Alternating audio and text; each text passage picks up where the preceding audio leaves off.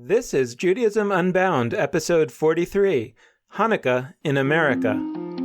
Welcome back, everyone. I'm Dan Liebenson. And I'm Lex Rofus. We're here today with Professor Dianne Ashton. She is a professor of religion studies at Rowan University. Professor Ashton is here as part of our arc exploring the holiday of Hanukkah. She literally wrote the book on this subject. Her book, called Hanukkah in America, A History, is a fascinating exploration of the evolution of this holiday in America. We're going to be talking about it with her today, and we're certainly going to be looking in the next few weeks at this question of how has Hanukkah evolved in the past and how might it be evolving in the present and what might happen to it in the future. Clearly, Hanukkah is becoming a more significant holiday in American Judaism than it ever was before, and we are very excited to welcome Professor Dianne Ashton to help walk us through how that came to be. So, Professor Ashton, thank you so much for joining us on Judaism Unbound. It's a pleasure to have you.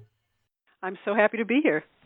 Great. So we thought we'd just get started initially with the question of how you came to write a history of Hanukkah in America. I've always been very interested in American Jewish life. That's what I've chosen to write about for my career.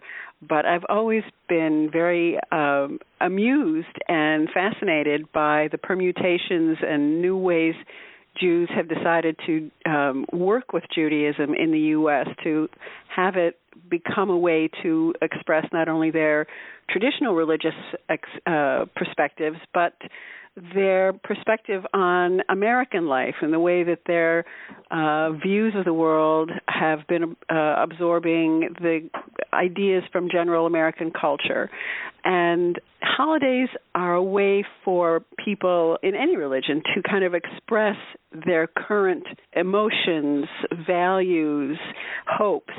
Holidays are celebrations that are composed of not only very traditional elements, but also very spontaneous popular culture kinds of elements. And that combination is fluid, particularly in the United States. It's very fluid. And so that makes holidays very interesting to me. And Hanukkah, I think, is the most fascinating of Jewish holidays because of that, because so much of it happens at home. Then people are quite free to shape it into something that is really most meaningful for themselves and their families.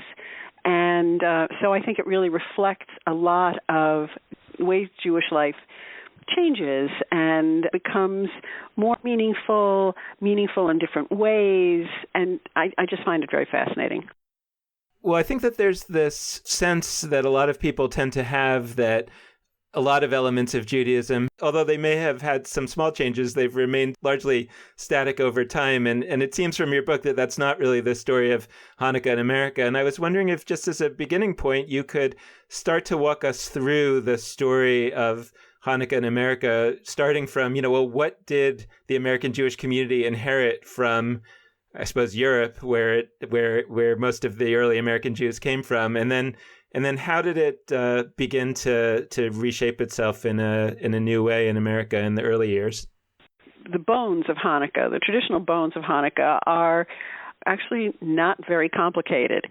The Talmudic instructions for lighting the candles and the blessings that are to be said have been in place for hundreds of years, and that's the basic bones of it. You light these candles in the evening at sundown. You do it in your home. And on the Sabbath of Hanukkah in the synagogue, there is a special portion that is read from the book of Zechariah and a special prayer thanking God for miracles that God performed for Jews when the temple was reclaimed from the Assyrians. And the Maccabees are considered to be the leaders of that revolt, and so they're the heroes of Hanukkah. But there's this tremendously interesting tension that's always existed, as far as I can tell, between the rabbinic construction of the blessings, which thank God for the miracle of the victory over the Assyrians, of being able to reclaim the temple and rededicate it to God, the ancient temple in Jerusalem. So crediting God with everything, versus the kind of hero worship of the Maccabees, the people who led this revolt.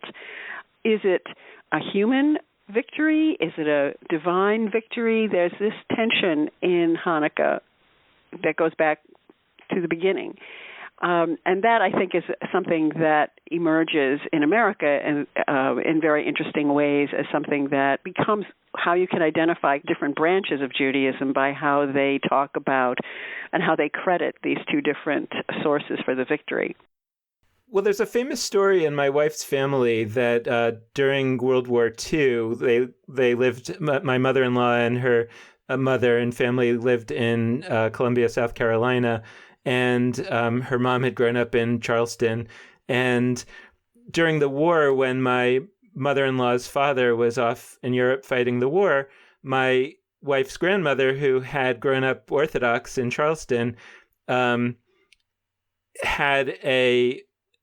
essentially celebrated Christmas at home. They had stockings. I don't think they had a tree, but they had stockings and various kind of Christmas type celebrations. And some of her relatives came over and were totally scandalized that she was celebrating Christmas. And she said, well, the kid's father's off fighting the war and they're really sad, and we wanted to create something happy for them. And many years later, my wife asked her grandmother, why didn't you celebrate Hanukkah? I mean, why did you think that the only way to have this happy experience would be to celebrate Christmas? And she said to her that basically Hanukkah didn't exist at that time in any serious way that would make anybody happy. There was some business with lighting the candles and maybe a couple of cents of gelt, and that was about it. And it certainly wasn't going to make the kids happy. And I'm wondering if that's accurate in terms of the story of Hanukkah in America up till the war, that it really was an extremely minor thing. It was an extremely minor holiday. Yes, the Talmud relegates both Hanukkah and Purim to being minor festivals. Purim was the much more festive occasion. People would dress up. There'd be obviously costume parties, and you make Hamantaschen, and you make a lot of noise when you hear the Megillah reading. And that was the big festive occasion in the Jewish calendar among these two minor festivals. Hanukkah was almost an afterthought. It was not a big deal. In Eastern Europe, one thing that would happen during Hanukkah that was very unusual and more festive, because the passage of Zechariah that's read during Sabbath Hanukkah in the synagogue says, "Sing and rejoice," concerts became associated with Hanukkah, musical concerts, and synagogues do not have instrumental music, and this has been since at least Orthodox synagogues, and this has been since the destruction of the temple, and it's a sign of our still being in mourning for the destruction of the temple. But because of that passage in Zechariah, and because Hanukkah celebrates the rededication of that temple before its final destruction, in Eastern Europe there was this custom of having concerts, instrumental concerts, musical concerts in the synagogue at Hanukkah, and so music becomes associated with Hanukkah. But if your wife's family were not from Eastern Europe, they wouldn't have that musical association with Hanukkah, because that's really more of a folk custom than the Talmudic tradition. On this question of the place that Hanukkah once held and eventually becoming a bit more elevated, I was fascinated in your book when you looked at the era of the mid to late 19th century, and there's just a really fascinating variety of phenomena that seem to start happening. And it seems like everybody, regardless of their agenda or what their theological beliefs are, is sort of latching on to the story of Hanukkah and to the Maccabees to prove their case. And I'm curious if you can expand on that. Yeah, I thought this was really fascinating myself. So we have to look at the 19th century in the U.S., and there's the Civil War. So we have a century in which you have, the War of 1812, and then you have Indian Wars, and then you have the Civil War, and then you have more Indian Wars. So the militarism of the 19th century is so embedded in American culture, and it's so vividly a part of American culture. And military virtues of heroism and bravery and devotion really become very valued. What do Jews have? How many occasions in the Jewish calendar are there where we can look to a reason to speak of military values? Not too many. But Hanukkah there certainly is. And so you have Isaac Mayer Wise, who was very ambivalent about Hanukkah. As a reformer, he thought the whole thing about miracles was something, that you spoke about to children, but certainly not to adults. And Hanukkah was about rededicating the temple in Jerusalem, and reformers were not interested in ever going back to having the temple in Jerusalem restored. That really was not part of the reform approach to Judaism at all. And yet, he writes this long, ongoing, serialized novella about the Maccabees that's published weekly for 39 weeks in his journal, his newspaper, the American Israelite. He edits the journal and he writes this story. And he retells the story of the Maccabees in a way that shows the values of 19th century America, both the militarism, the heroism, the concern for bravery and devotion, but also the Victorian attitudes that were being embraced in 19th century America. So we have a lot of women in this story. We have women who are devoted to helping the soldiers, and the idea of religious devotion among women becomes very important, because this is what's happening in America in 19th century, in general American culture. Women are becoming more associated with religion for a variety of reasons we're not going to go into here. But it's an interesting realignment that happens among American Jews as well, that they are bringing this respect and new regard for the Maccabees, and a sense that women are especially and by nature religious people. So it's an interesting change in the way Hanukkah is talked about, and of course there's this huge battle between rabbis and religious leaders among Jews, between people who are promoting the new reforms and people who are totally opposed to Reform Judaism. And each one of these people sees themselves as Maccabees, people who are fighting to save Judaism. Are you saving it by reforming it, or are you saving it by maintaining tradition and fighting the reformers? With the arguments and the warfare and the new literature and newspapers that is going on in the 19th century, the Maccabees become heroes that are much more broadly understood as Jewish heroes, more so than they had been in the past. It's so interesting because, I think about the rabbis, the early rabbis project, in a way being driven by the opposite point of view, where they weren't big fans of the Maccabees because of, I think, seeing the Maccabees as having become corrupted or Hellenized over time, and then also by the Maccabees perhaps representing the militarism that ultimately caused the destruction of the temple. And the rabbis sort of took Hanukkah in a way away from the Maccabees and focused on the miracle and on the lights and the menorah staying lit and everything. And this is a story about how, nearly 2,000 years later, the Maccabees are coming back into the center of the story, because now the concern is that we don't believe in miracles in the same way. Even later in the century, and then in the 20th century, when the question about miracles is not quite as in the forefront, it's still the interest in the Maccabees and the value for the bravery of actual Jews, because of the kinds of things that Jews have to withstand in the 20th century.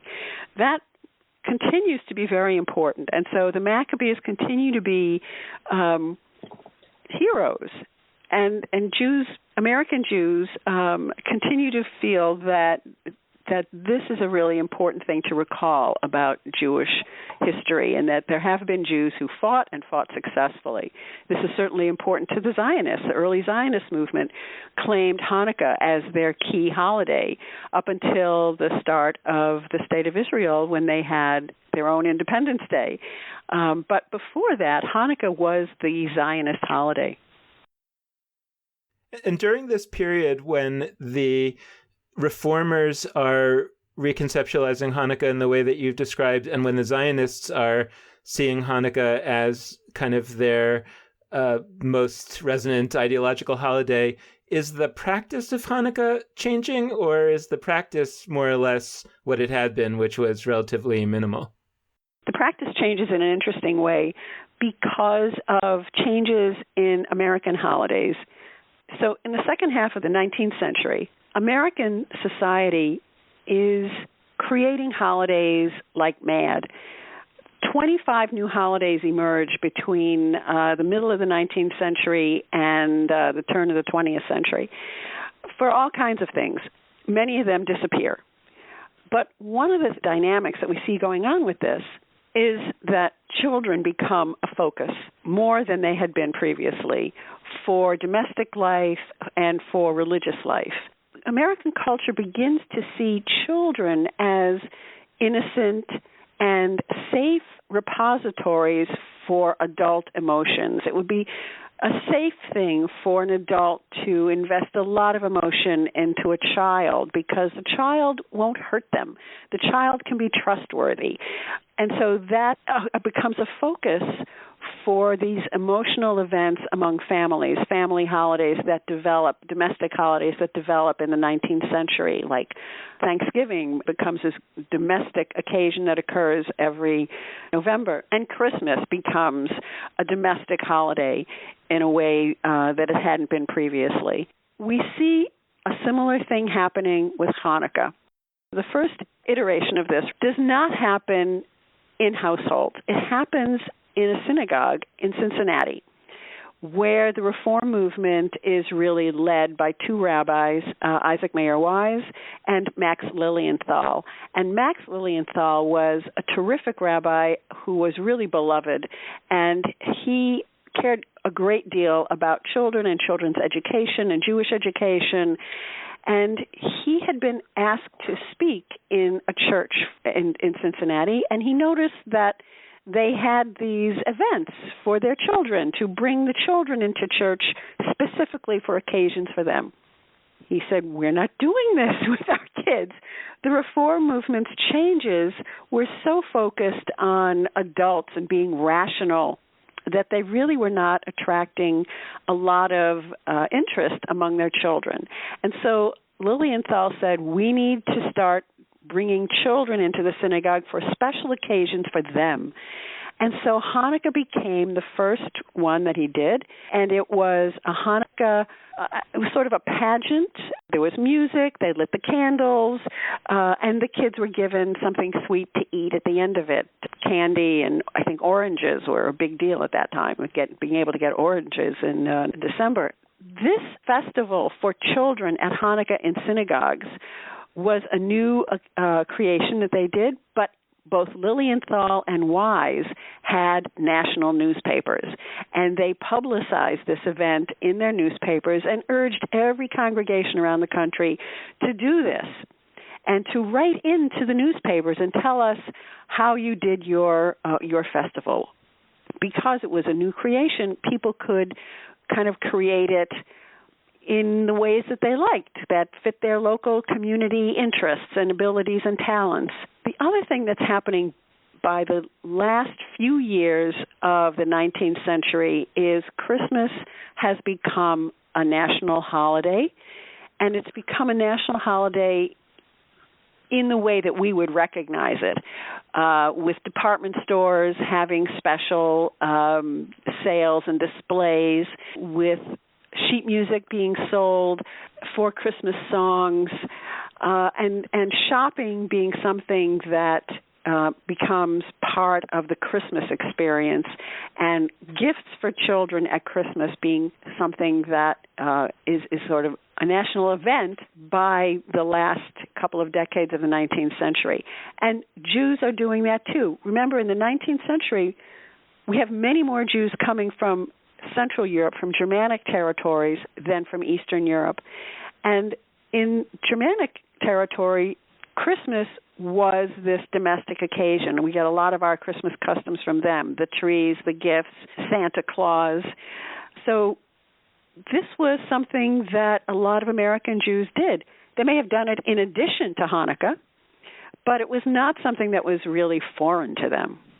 Would you say that Hanukkah did take on a certain new form in the 20th century, or would you say that it was really just an extension of what you've just described? And I'm wondering if you see it evolving in a certain way now in the early part of the 21st century that may be distinct in one direction or another, I guess. Hanukkah began getting its the familiar shape that we would see it very early in the 20th century. Once you get advertising and promoting of gifts for kids at Hanukkah, which you get by the turn of the 20th century in Jewish newspapers, that's going to be a familiar Hanukkah, that we could all look at it and say, oh yeah, we know what that is. But at the same time, you have other things that go on in different eras throughout the 20th century that reflect people's use of Hanukkah to speak to particular things that are happening to them in each era.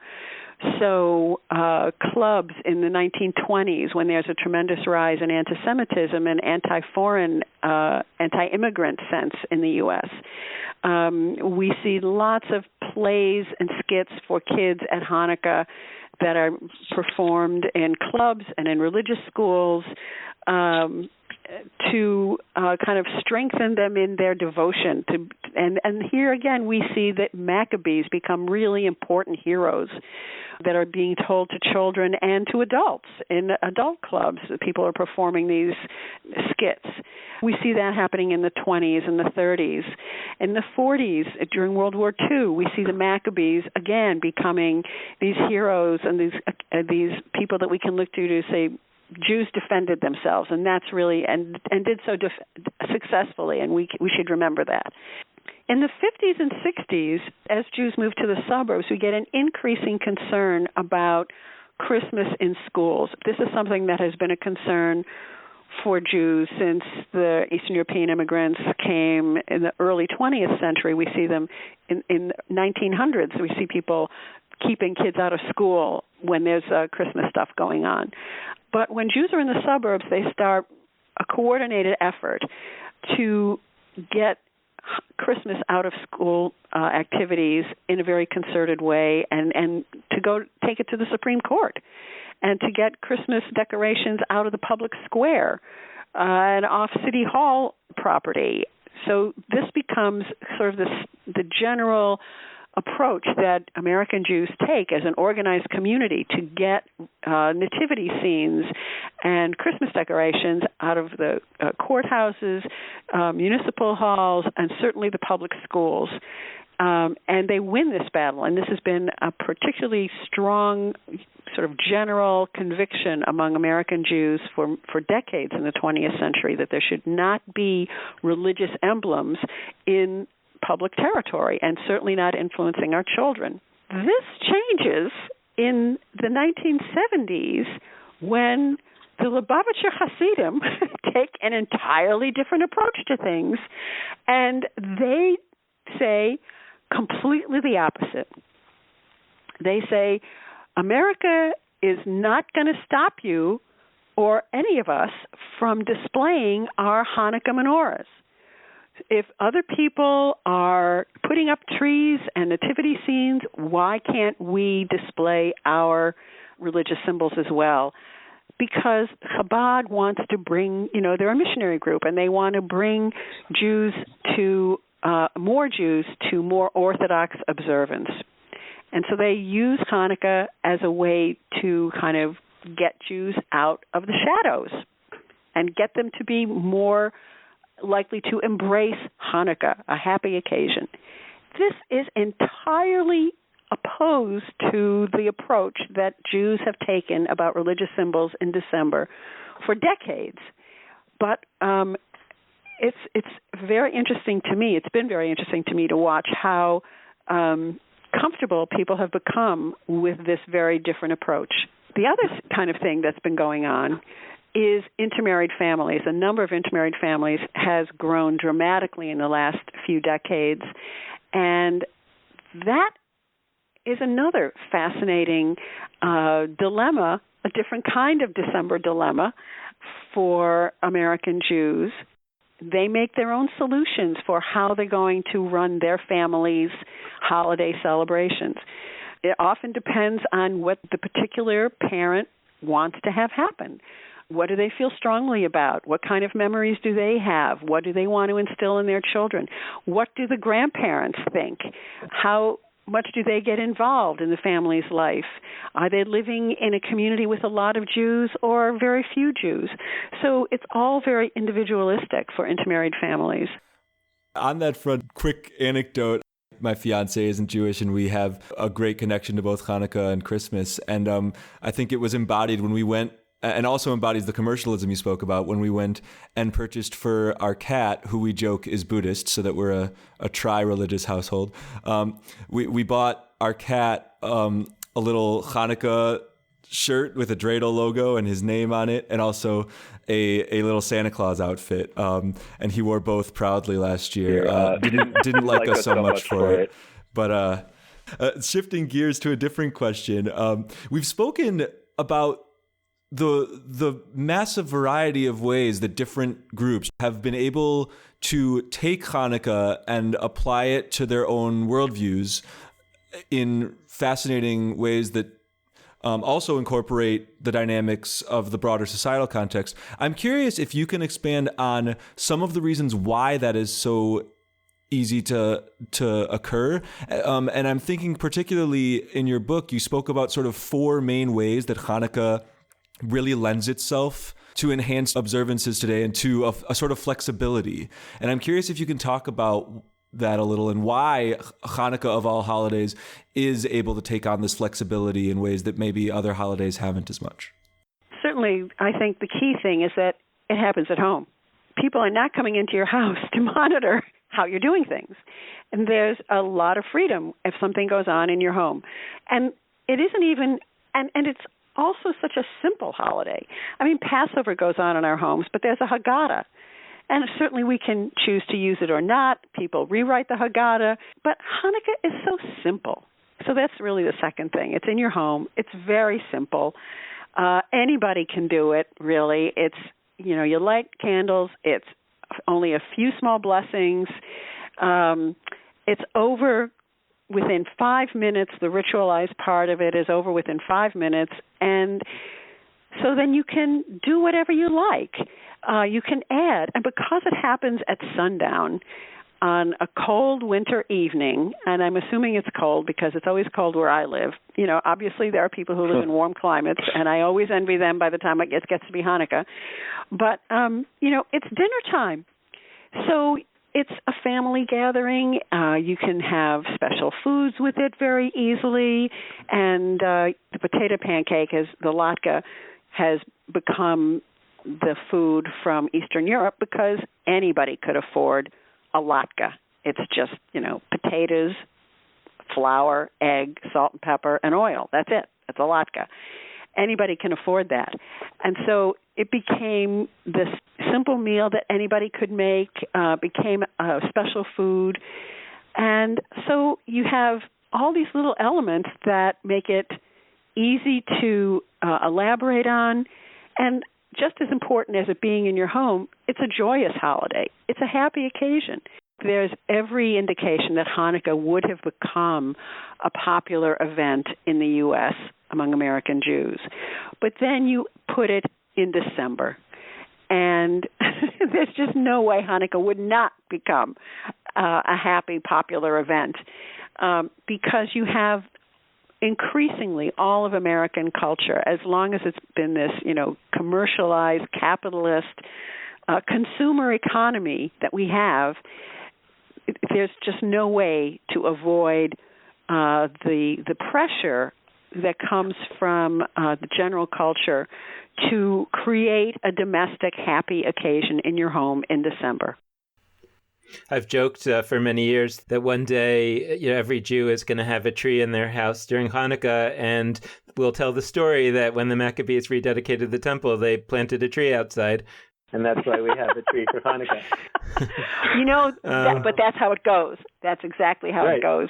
As soon as somebody writes a book that's used in a religious school that creates this mythology, that's going to go. It's going to become, I was raised with that, and that'll become the truth. When we think about Hanukkah moving forward, I'm thinking about the fact that it doesn't seem to me that either in America or in terms of the relationship that I think a lot of American Jews have towards Israel, that this idea of the Maccabees, the fighting Jew, is going to be something that has tremendous resonance going forward. And it also doesn't seem that many of at least the secular American Jews today are going to have a lot of excitement about the idea of a miracle. And so I'm wondering if both of the kind of traditional points of view about the origin and the meaning of Hanukkah don't have resonance, and yet the home-based dimension of it that you described in the winter festival and the idea that we are going to want at least some Jewified version of Christmas for various reasons. Is that the kind of situation that potentially gives rise to some new meaning of Hanukkah that might emerge or that is emerging? Well, I think there certainly can always be a new meaning attached to Hanukkah. But one of the things that I have learned as being a historian, I never predict the future. Because particularly with seeing the way, with religion, how religion is always applied in new ways, always new meanings are always found for religious traditions. Judaism has been around an incredibly long time, and you would have thought that it would have died out a long time ago. But no, people are always finding new meanings in Judaism to bring it meaningfully into new historical situations. And I think that the Maccabees can be talked about in a lot of different ways. Anytime Jews are going to be under attack or feeling threatened, the image of heroes who were successful in defending themselves are going to be useful ideas, emotionally useful, if not actually useful. I think there's a lot of fluidity, and that fluidity makes it very likely that the holiday will continue to be adapted to future situations, and its meaning may be told in different ways, just as in the 19th century people talked about the Maccabees in different ways than they talked about the Maccabees in the 1940s. But they still had this idea of the Maccabees as Jews who were heroes who successfully defended themselves. I've been trying to resist from asking this, but I just can't hold back anymore. And I'm asking about what I think is probably the most contentious issue of Hanukkah. Nobody, as far as I know, has fought on a battlefield over it, but it's how do we spell it? How in the English language should we spell this holiday of ours? And I noticed that in your book, and first off, your book's title is Hanukkah in America, and it goes with the spelling Hanukkah for those who haven't read the book. But you also have a really interesting section that speaks about how that spelling issue has played out and how certain groups have gone with different spellings that reflect different things about them. And I'm curious if you could talk about that. Okay, so the big problem with the spelling of Hanukkah is that there's no chet in English. So how do you signify a sound that doesn't exist in the language you're using? So people have done this basically two different ways, either with a CH, which in English is the sound of a chair, which is not Hanukkah, or with a dot under the H, just to let people know it's not really an H sound that you should be making. So in both cases, you're spelling Hanukkah in a way that only signals to people who already know how to spell how Hanukkah is supposed to sound. And you're just signaling to them that you too also know that Hanukkah begins with a sound that does not appear in English. But for people who don't already know that, the CH is very misleading, and the dot under the H is just confusing. So for the title of the book, I just used Hanukkah as you described it because it was the spelling that was used in the New York Times, I think it was 1882, And so that spelling has become an American tradition itself. And the New York Times is sort of an authority for American life, I think, in some cultures, some part of American culture. And so if it's good enough for the New York Times for all this time, I think that's the way I want to go.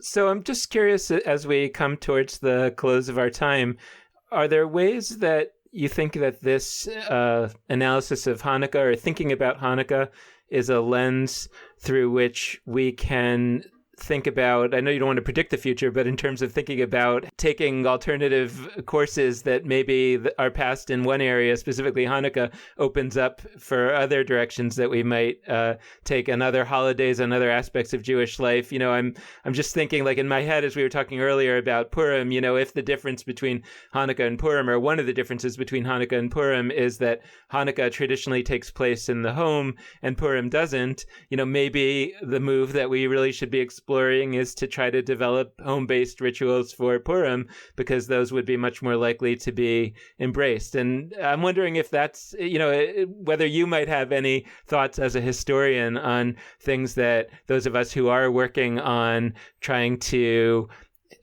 help Judaism find its way in the next iteration of American life ought to know about or ought to be thinking about that we might not naturally be thinking about. I think that's a really interesting point. I think it couldn't hurt to develop home-based rituals for Purim.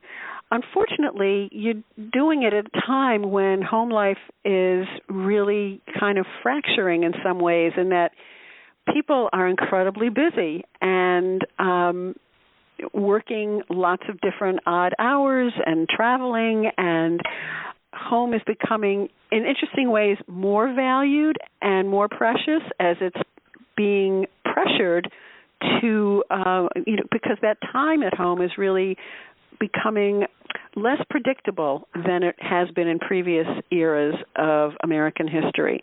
But, this is exactly what happened in the 19th century. That's why we got domestic festivals in the 19th century, is factories opened and men, male labor left homes and farms and moved into factories, so families weren't spending all that time together anymore.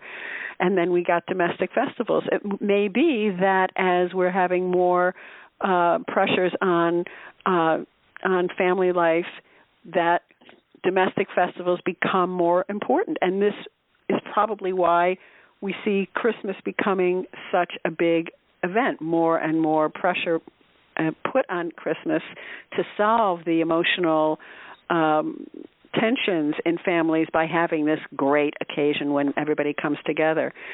So I think that a domestic festival for Purim is a good thing. At the same time, I think that the community center festivals that have emerged for Hanukkah give intermarried families a way to do something for those holidays that doesn't put pressure on their domestic life, which might be a little uncomfortable to do things at home. And this way they can go outside the home and do things and bring the relatives and do it together. So I think that there's a place for both in the home and out of the home, but I think that the community center, rather than the synagogue, if you want to develop new rituals, would be more useful. It's so interesting because as I was hearing you talk about that change, right, that the earlier point that you were making about the home becoming even more precious because it's so harried and busy and people are on different schedules and there's even less home time available. So, people may not want to always deploy it on a Jewish ritual. That maybe, as you, I think we're alluding to, that the few Jewish rituals, let's say Hanukkah and Passover, where there does seem to be some willingness and some resonance to have a significant home-based Jewish ritual, maybe those become our major holidays in that sense of the sort of the pilgrimage, right? The idea that these are the holidays in which we really collect everybody together and emphasize. And it really is this question about how do holidays move from being major to minor and from being minor to major. And it makes me wonder about, well, maybe a lot of these other holidays like Purim, for example, or Shavuot or Sukkot, that have a lot of really interesting dimensions to them, but maybe for this reason or another are unrealistic, that they're going to become these major holidays, home-based or otherwise, that maybe our technologies that are available to us in the 21st century provide the road that we can explore. I mean, one of the things that we've been really struck by in doing this podcast over the last 8 or 9 months has been the realization that what a lot of people are appreciating about it is that it allows them to have a significant Jewish conversation, a significant Jewish thought time on their own schedule, and that it's time shiftable. And that's what technology allows in a way that it's never really allowed before, unless you wanted to take a book with you. Actually, I was just thinking about that before the conversation. Yeah, that I think we are really in a new technological era, and as technology changes, the way we live changes. For me, the great thing about the web technology and social media is that it allows people to connect in new ways on their time, and where previously you hadn't connected at all. It hadn't been possible. And this is really wonderful. So I'm very hopeful that we'll be able to find new ways to make these connections. And I think you're right that it's very likely, it would seem to me, that these will enable different kinds of holiday celebrations. Certainly, at the minimum, FaceTime with or Skype at Passover Seders and Hanukkah celebrations with people who are away. This would be, fabulous.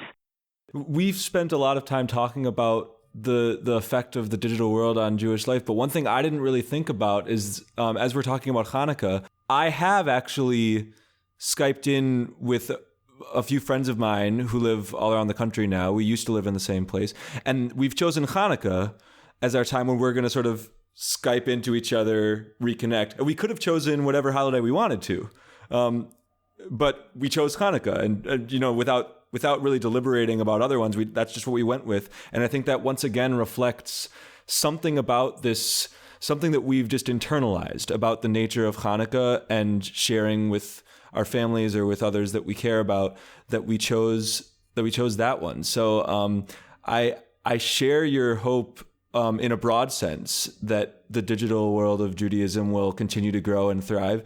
But I think it's fascinating that Hanukkah in particular has been a place where maybe there can be extra growth. Yeah, it's fascinating to me. And, especially because there are so many people in the Jewish community today who scoff at Hanukkah still. It's not important. It's only important because of advertising and Christmas. No, there's a lot going on here. Well, thank you so much for joining Judaism Unbound. This has been a great conversation, and we really appreciate you coming to join us.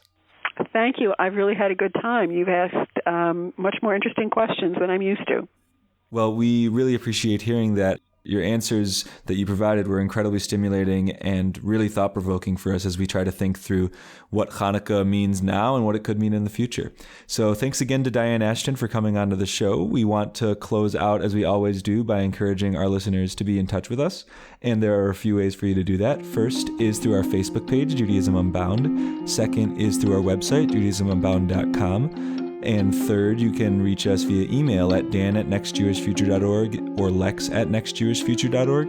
And last but not least, we always like to give a plug for donating to support our work. And you can do that at judaismunbound.com/donate. So thanks so much for listening. And with that, this has been Judaism Unbound.